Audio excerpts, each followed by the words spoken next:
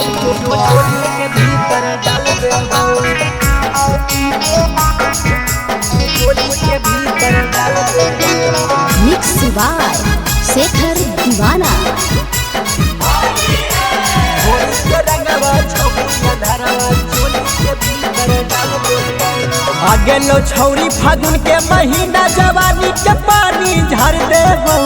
आगे लो छौरी फागुन के महीना जवानी के पानी झाड़ देबो। घोरी के रंगवा छौरी अंधारवा चोली के भीतर डाल देबो। घोरी के रंगवा छौरी अंधारवा चोली के भीतर डाल देबो। आगे लो छौरी फागुन के महीना जवानी के पानी झाड़ देबो।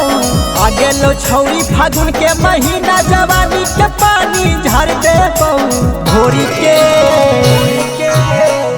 के रंगवा छौरी अंधारवा चोली के भीतर डाल देबो। घोरी के रंगवा छौरी अंधारवा चोली के भीतर डाल देबो। चोली के भीतर डाल देबो। चोली के भीतर डाल देबो।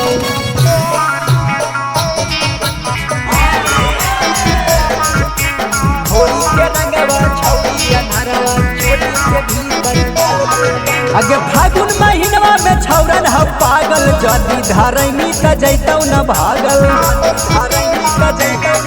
अगे फागुन महीनवा में छौरन हम पागल, जदी धरैनी त जैतौ न भागल। मिली में जहिया अकेले में छौरी ऐठल तोरा छोड़ाई देबो।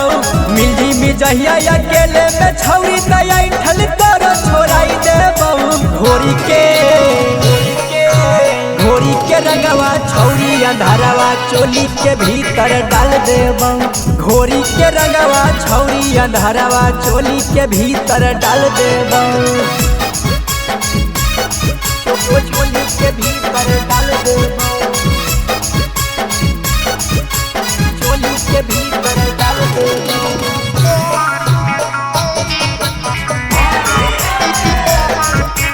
घोरी के रंगवा छौरी अंधारवा चोली के भीतर डाल देबो। करहल जवानी में रंगवा खजाना, सुनेगे छौरी तू करिए न माना। करहल जवानी में रंगवा खजाना, सुनेगे छौरी तू करिए न माना। इसी लाल यादव के बाती न मानवी त घर में तोरा आ जइबो।